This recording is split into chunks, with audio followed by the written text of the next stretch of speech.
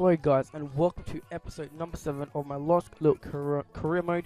We're starting on this episode by going into our emails. We see that the scout reports have been finished on a whole bunch of players, so I do shortlist most of them, and there are still some to go from Spain. There have been more players found from England, Jones being one of them, Mangala. So I do start to scout Jones. Mangala I do get rid of as he's a very expensive player, Nastasic being the other one, so I also do start scouting him. But before we continue into this episode, please drop a like, subscribe if you're new. If we can get a subscribe per view, that would be incredible. Also drop some feedback down below. But I have found some more centre backs, Garou being one of them, whose scout report did finish, but he was a bit too much. Inigo Martinez being another one, and Laporte, but I wasn't too interested in Laporte, as I have used him before, so I really didn't want to try him again. Phil Jones and Nastasic are still being scouted. The report on Marquinhos has finished, and so is Umtiti. So we are going to try and pick up Umtiti again in the January transfer window, but we'll just have to see what happens. We go into but now we go check our squad report to see which players have been going up. Karachi has gone up by 1. Charles remained the same. Barca's remained the same. Sore, left back's gone up by 1. Maruba's gone up by 1 to 81. So was Glay to 77. Martin's gone up to 75.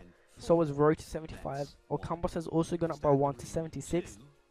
Origi has stayed at 75. So was Angelo Henriquez. And Mendes has also gone up by 1. So has Rodolin, Traore, Marcos Lopez, who haven't even played in a single game this season, has gone up by 1. So was Mata to 79, and so was a whole bunch of other players. Some of our loans have also increased, some of them have gone down. So, but they are quite young, but they don't have a decent enough overall rating and a potential. So I will probably look to sell them or get rid of them in the January transfer window or at the start of game against Bordeaux, who was straight after that Evian match. And we're using our strongest lineup against Bordeaux. We are playing on professional, as world class seemed to be a little bit tedious and where it wasn't as entertaining for me. But the first piece of action comes in the 15th minute with Martin on the ball, does a nice stop, gets fouled quite dangerously there. The defender did get the ball, but his follow through was quite serious as Martin almost as a front flip, so it was quite dangerous, and I believe that's why the referee did give it a penalty. Came in the 16th minute, Origi steps up to take it, or we do swap kick take it, and we do give the ball in fact to Ocampos, I believe it was. He does have 64 penalties, so not the highest, but I still believe he can score this one. Something happened there with the gameplay, and he kind of sort of stopped, but it did all work out in the end. He give just over 2 bars of power. Once again to the top right, my favourite position to take penalties, as the keeper can't really do much to save them. It's just slightly to the top right, and we do take the lead. Ocampos gets his 8th goal in the league so far, and the only other piece of play came in the 72nd minute. A ball is played over to Rowe, who passes it out wide to Origi, who powers it near post past the keeper, making it 2-0. A wonderful ball from Rowe, gives it to Origi out on the wing, and Origi gets his 4th goal of the match. We were losing on possession, and once again our 2 shots on target were both goals.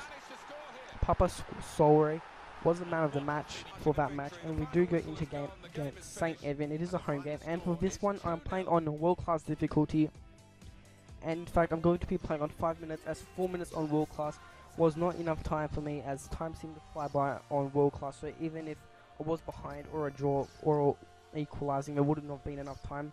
But we do get quite lucky there. They did miss a shot, but the referee actually gave a penalty in the 18th minute, a clear penalty and a red card.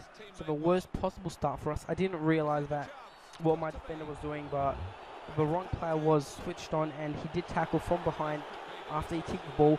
He does hit the crossbar, but it does bounce down. We did get the right direction, just not the right placement of the dive. And Wolf's Winkel has given Saint Etienne the lead in the 20th minute, and we are now a man down. So it's going to be extra difficult to try and get any sort of points from this match. But straight from the start, Ocampos gets the ball, he dances his way around a whole bunch of Saint Etienne players.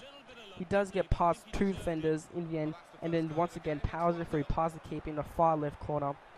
far left netting. He has done this multiple times this season, I do believe. So a very nice, wonderful play there, using his dribbling, and he should definitely be a lot higher rated than 76, but that is his 6th goal so far in the league.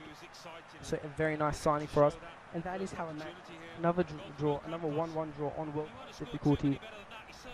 So this is why world class difficulty isn't too entertaining for me. We did only have 44% of the possession compared to their 56. So once again, possession isn't our strong point while playing on world class difficulty. That is something we will need to work on. And we do have a match against a team now, but first we go check our emails. Marquinhos has, well, we do start scouting Marquinhos once again. Not sure what happened there. And we also have to restart scouting Matanja Nastasic. And we also start, and I do see Steven Corker, but he has recently arrived from Cardiff, so I really don't see him wanting to move again. The left back did get suspended, so he won't be playing the next match against Reims. This match it is. So a left back who couldn't play this match, we auto change him against State of Reims. It is an away game, so hopefully we will be able to pick up any sort of points from this match. It is once again on world class difficulty. We're using the same team we have for all the other matches, except we put on Angelo Henriquez on Favreau, and we do give Origi a break and give Mendes a chance to play this match. I believe those are the only players that do put on, and we do put Barrier for the other left back, who was quite low rated, so we do give Barrier a run on the pitch. He was asking for some game time quite earlier on in the season, so we do give him a chance now to impress himself. But Diego is on the attack for Reims in the 36th minute. He passes it inside where there is acres of space. Mavuba does poor there to try and intercept the ball. They do cross it in, and they do get behind of the header, and goal gives them the lead in the 37th minute. Hits the crossbar, bounces down, hits the keeper. They are on the attack in the 70th minute. They do pass it back. They do kick it forward, but Kjær is there to intercept it. The ball lands to Mavuba after a header, who gives it to Guay, who goes past one with a step over from halfway. He also goes for again, angling his runs. Nothing the keeper could have done about that. A little stop turn, gives him space, and then Guay puts it past the keeper with lots of power in the 73rd minute. Top corner as well, so the keeper really could not have done much about that. And Guay gets his 2nd goal of the season, 1st goal in this match, equalising it after a solid run from halfway. And straight from kickoff, this has not been edited, but they are in the attack. They give it to Devoe, who passes back to Mokanjo, I do believe, who gives it back to Devoe, who does well to hold possession of it. He does pass the ball inside, but the ball goes outside once again. They do cross the ball, and they do win a header and make it 2-1. And Yama could not really have done much about that, but Diego does take the lead for his club, and that is how the match ends. Our first loss on world class difficulty, I believe it was. 43% possession to us, so once again not very good. But we'll need to improve on that. We are coming to the end of this episode, guys. Hope you did enjoy. If you did, drop a like, subscribe. Everything helps. Sub per view, that would be great. Until next time, peace. See ya. Liga 1, Evian 0, Nice 2, Olympique Lyonnais